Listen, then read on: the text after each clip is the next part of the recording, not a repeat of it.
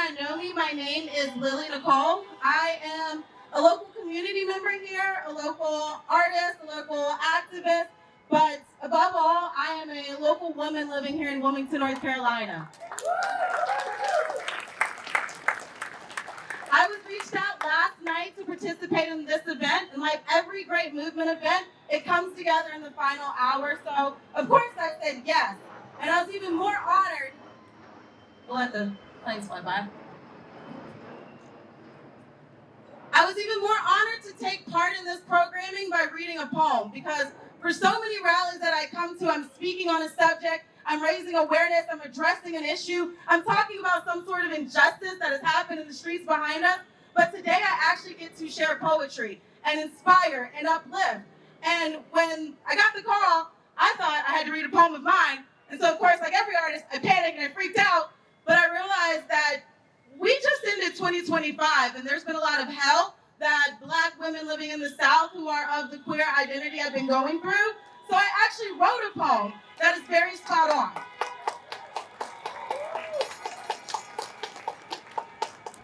And so before I read the words of a woman way more talented than me, I would like to just give a little bit of grounding and premise of like how I felt, where I'm at, and the first poem that came to my mind when I got asked to participate.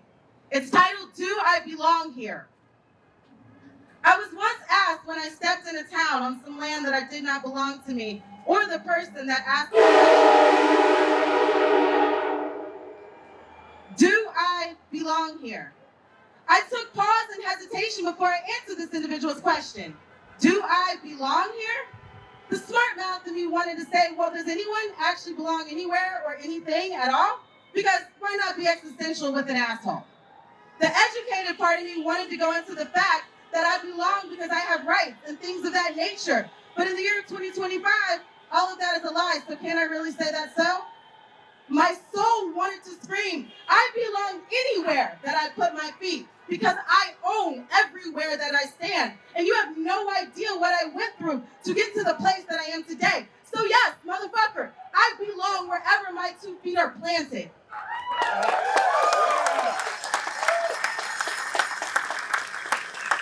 But what I said as I looked him in his eyes was, I'm not sure. Do I belong here?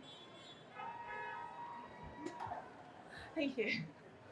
So I am here today, as all of you are, to hold space for yet another life lost far too soon by the actual system set up the way it's set up to harm those that speak out against it.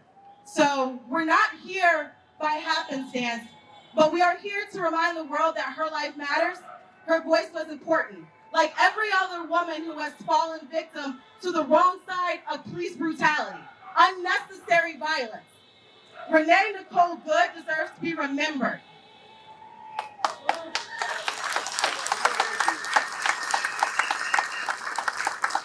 So as we gather with our community members in a form of protest, holding vigilance, intentionally taking up space is also protest. We are coming together as a community to remember her name, like so many other females' names. Our murdered and missing Indigenous women, all of our Black women who have lost over the last 15 to 20 years. Nicole is yet another name we have to add.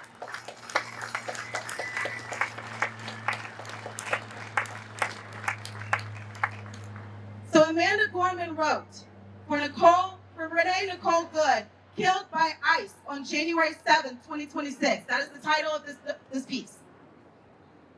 They say she is no more, that there her absence roars.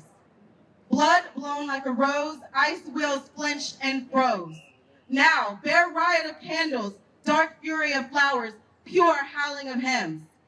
If for us she arose, somewhere in the pitched deep of our grief crouches our power, the howl where we begin, straining on the edge of the crooked crater of the worst of what we have been.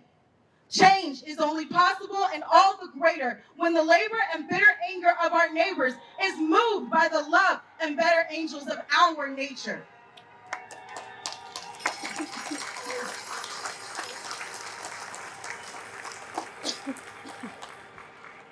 What they call death and void, we know is breath and voice. In the end, gorgeously endures our enormity.